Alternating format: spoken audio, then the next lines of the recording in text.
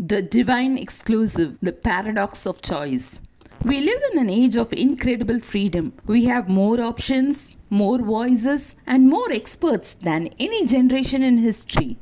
In this digital era, artificial intelligence can answer almost any question in seconds, offering the illusion of total control. Yet, despite having all the facts, many of us still lack direction. This information overload is amplified by a world that constantly whispers, "Pursue your ambition. Every road leads to significance if you walk it with enough passion." But despite this boundless freedom of choice, anxiety is at an all-time high. When every road is labeled the right one, we find ourselves standing still, paralyzed by the very autonomy we thought would set us free. In this moment of paralysis, Christ doesn't just hand you a map, He hands you Himself. John 14:6 is the divine GPS for a generation confronting the illusion that we have to find our own way. Lost in the upper room, decoding the panic of Thomas. To understand the power of John 14:6, let us step into the heavy atmosphere of the upper room. It is the night of the Last Supper, and the disciples' entire world is collapsing.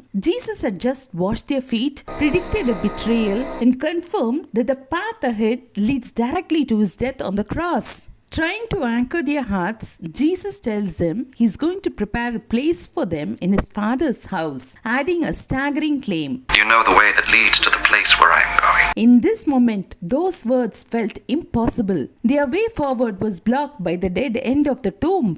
Their truth was being shattered by the trauma of betrayal, and their very life was being eclipsed by the cold shadow of the cross. The room was thick with the suffocating fear of separation. It was here that Thomas the pragmatist voices their collective panic. We do not know where you are going, so how can we know the way to get there? When Thomas was looking for a map to navigate the chaos, Jesus gave him a person who is the resolution to the chaos. He said, I am the way and the truth and the life. No one comes to the Father except through me. John 14:6. The triple crown. In the upper room, Jesus responds to the disciples' confusion with his sixth I am statement. By claiming the divine name of God given to Moses at the burning bush, Exodus 3:14, he dramatically shifts the paradigm from the rigid religious system to a personal relationship. 1. The way. In Jewish thought, the way was known as derek, the rigorous path of the law and a strict set of rituals required to reach God. However,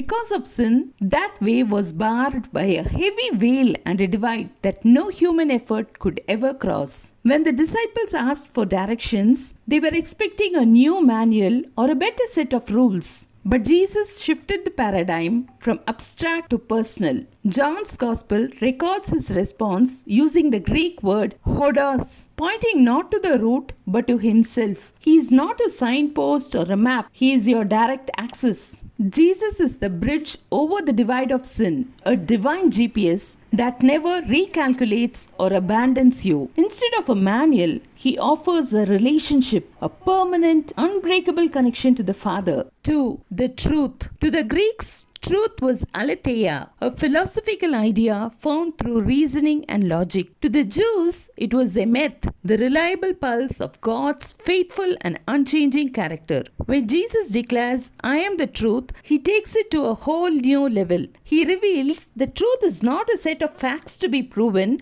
or a philosophy to be debated, but a person to be encountered. He is the original reality that clears away every distraction. When He speaks, reality itself aligns. In Him, you discover the absolute truth of who God is and the high eternal purpose of who you were created to be. 3. The life. In the Old Testament, the Hebrew concept of life is captured by the word chai, referring to the biological breath and the movement of living things, a life that is inherently fragile and fleeting. To the disciples in the upper room, life felt exactly like that, vulnerable. They were terrified of the end, the finality of death, and the crushing pain of separation. But Jesus shifted their focus to the Greek word zoe, the indestructible, overflowing life of God Himself. He revealed that true life is the living connection to the Father that never runs dry. By conquering death, He bridged the divide by giving a new quality of life, a vitality that cannot be diminished by circumstances or depleted by time. In Him, you are connected to the original source that has no end. You never have to fear the finish line when you're walking with the one who is the eternal beginning. Conclusion. The exclusive map. John 14:6 is exclusive